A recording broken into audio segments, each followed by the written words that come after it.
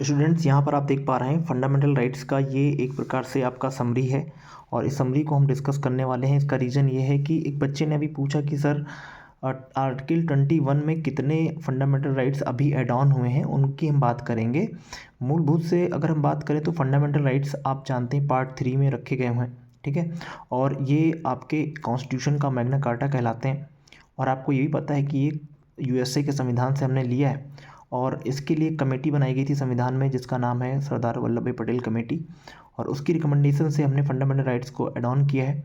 Fundamental rights की अगर बात करें तो 12 से लेकर के 35 तक आर्टिकल में इनको मेंशन किया जाता है और ये बेसिकली आपके 6 टाइप के होते हैं, 6 प्रकार के होते हैं। लेकिन अभी एक ये जो 7th वाला है इसको हटा दिया गया है, जिसको आप जानते हैं ये बेसिकली जो बेसिकली संपत्ति का अधिकार हुआ करता था उसको हटा दिया गया है, चूँकि उसको लीगल राइट बना दिया गया है।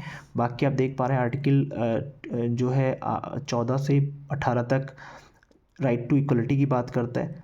आर्टिकल 19 से 22 तक राइट टू फ्रीडम की बात करता है। आर्टिकल 23 से 24 की बात करें तो ये राइट अगेंस्ट एक्सप्लॉयटेशन की बात करता है। और फिर आर्टिकल जो आपका 25 और 28 है ये राइट फ्रीडम ऑफ रिलीजन की बात करता है। कल्चरल एंड एजुकेशन की बात करें तो ये आपका आर्टिकल 29 और 30 की बात करता है। और आर्टिकल 31 जो है ये राइट टू प्रॉपर्टी की बात करता था, जिसको अभी हटा दिया गया है। अगर हम बात करें यहाँ पे आर्टिकल 31, ठीक है। अब देखिए यहाँ पे राइट टू कॉन्स्टिट्यूशनल रेमेडीज़ की अगर बात करें तो आर्टिकल 32 में आता है। Whatever the right to property, यहाँ पे देख रहे हैं क्या कर दिया गया, deleted in this list. And ये अब फंडामेंटल राइट से हट करके 44th कॉन्स्टिट्यूशन अमेंडमेंट किया गया था 1978 में, आप जानते हैं। इसके थ्रू इसको लीगल राइट बना दिया गया और ये 300A आर्टिकल में जोड़ दिया गया है। और आप देख रहे हैं पार्ट भी यहाँ पे लिखा गया है और ये कॉन्स्टिट्यूशन पार्ट है ओनली 6। अभी क्या है, 6 आपके फंडामेंटल राइट्स हैं जो यहाँ पे लिखे हुए हैं, तो इनको याद रखिएगा। अब हम आगे बढ़ेंगे, इस क्रम में आगे बढ़ते हुए हम देखेंगे जो बच्चे का क्वेश्चन था हम उसको डिस्कस करेंगे। सबसे पहले हम आर्टिकल कहाँ पे चलेंगे ये देखते हैं हम चलते हैं आर्टिकल 20। ये देखिए आपका आ गया आर्टिकल जो है 21। अगर हम 21 की बात करें तो देखिए ये जो आर्टिकल 21 है इसको काफ़ी एक्सपेंड कर रहे हैं इंडिया और कॉन्स्टिट्यूशन। और अभी आप देखिए कॉन्स्टिट्यूशन ने कल ही जो जजमेंट दिया है आपका, जो बेसिकली नैपकिन और सैनिटरी पैड वगैरह जो है प्रोवाइड करने की बात करी है।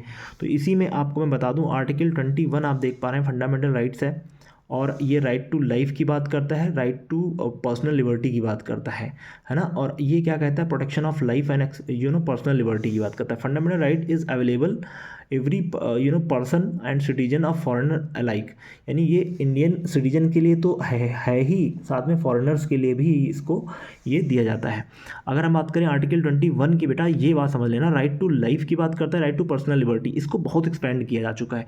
कितने लगभग इसमें सब आर्टिकल बन चुके हैं उनको हम आज बात करेंगे। फंडामेंटल राइट्स प्रोवाइड बाई, यहाँ पे देखिए क्या लिखा, right to provide by article 21, ठीक है। Article 20 most right that constitution guaranteed, Supreme Court of India describe right as the heart of fundamental rights. ये जो आर्टिकल 21 है ये हार्ट ऑफ फंडामेंटल राइट्स कहलाता है, ये बात याद रखिएगा।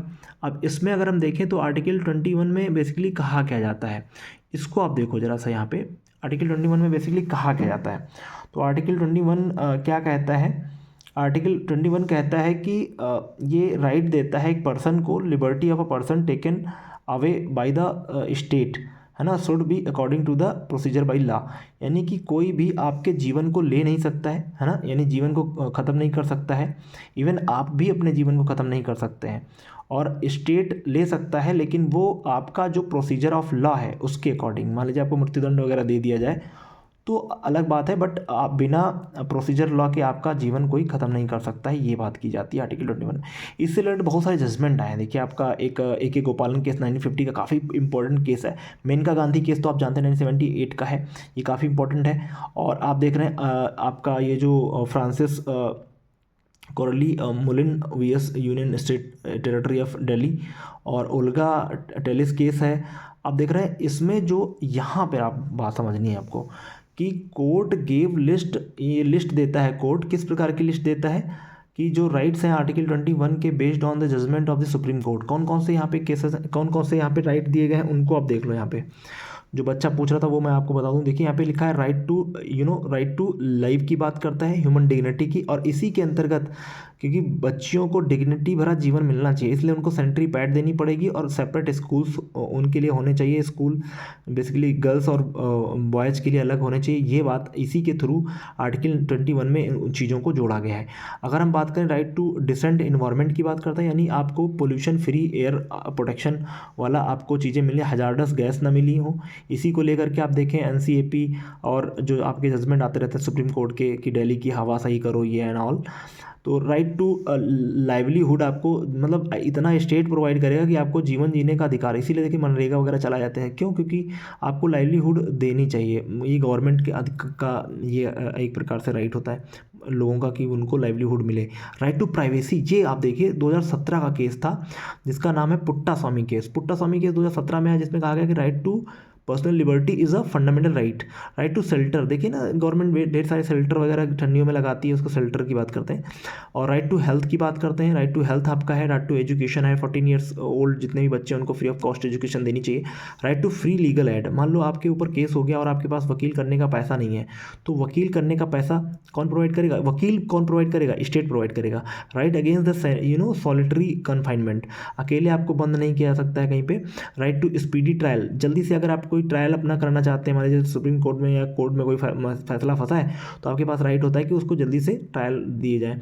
अगेंस्ट, देखिए आपके लिखा है राइट अगेंस्ट हैंड कफिंग, फिर right against inhuman treatment, right against delayed execution, मतलब बहुत ज़्यादा आपको डिले ना किया जाए आपको न्याय देने में, है ना। राइट टू ट्रेवल अब्रॉड, ये याद रखना आर्टिकल 1 का सब क्लॉज डी कहता है कि आपको कहाँ घूमने का अधिकार है? पूरे होल इंडिया में घूमने का अधिकार है, एक्सेप्ट जहाँ पे अस्फा वगैरह नहीं लगा है। लेकिन राइट टू ट्रेवल अब्रॉड की जब बात करते हैं तो ये आर्टिकल 21 कहता है कि आपको विदेश घूमने का अधिकार है, ये आर्टिकल 21 में है। और देश घूमने का अधिकार आर्टिकल 19 सब क्लॉज 1 में है। फिर राइट अगेंस्ट बॉन्डेड लेबर कोई नहीं करा सकता। Right against the custodial harassment, custody में कोई आपको हरास नहीं कर सकता। लाइक देखिए अभी जो केस हुआ था ये उन्नाव केस, उसमें जो भैया जी फंसे हुए हैं ना तो उनको क्या किया उन्होंने, उस लड़की के पिताजी को मरवा दिया था इन जेल, तो उसका भी केस इन पर लगा हुआ है कस्टोडियल में, उसकी मृत्यु कैसे हो गई हरासमेंट के द्वारा। तो right to emergency medical aid आपको मिलना चाहिए। Right to timely medical treatment government hospitals में मिलना चाहिए। Right to driven out of state, फिर आपको देख रहा है कि राइट टू फेयर ट्रायल आपका।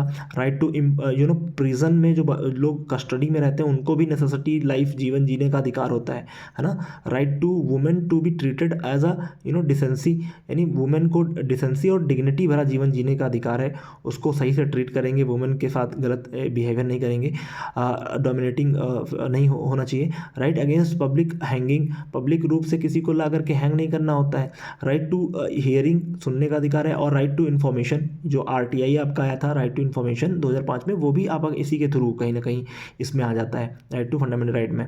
तो आप देख रहे हैं राइट टू रिप्यूटेशन, आपकी रिप्यूटेशन एक है उसको कोई ख़त्म नहीं कर सकता है। उसके आप देखेंगे बहुत सारी कंपनियां होती हैं, कंपनी के जो चीफ होते हैं वो अपने एम्प्लॉय को गलत तरीके से ट्रीट करते हैं, ऑनलाइन मीटिंग करते हैं और मीटिंग के दौरान बुला करके फिर उसको हरास करते हैं, मेंटली टॉर्चर करते हैं। तो ये सब अभी लॉज ऐसे हैं कि बेटा बहुत लंबे चले जाएंगे वो, बट वही है कि अभी के लिए लोग जो एम्प्लॉई है वो भी ये सोचता है कि भाई जॉब में है तो इन सब चीज़ें हमें देखनी पड़ती हैं क्योंकि उसकी रोजी रोटी का रहता है तो वो सुन लेता है। और इसका मतलब ये नहीं है कि कोई सुन ले रहा है तो आप इसका मिसयूज करेंगे, है ना। कोई बंदा गलत फंस गया तो फिर चढ़ जाएंगे आप, तो वो चीज़ें होती हैं।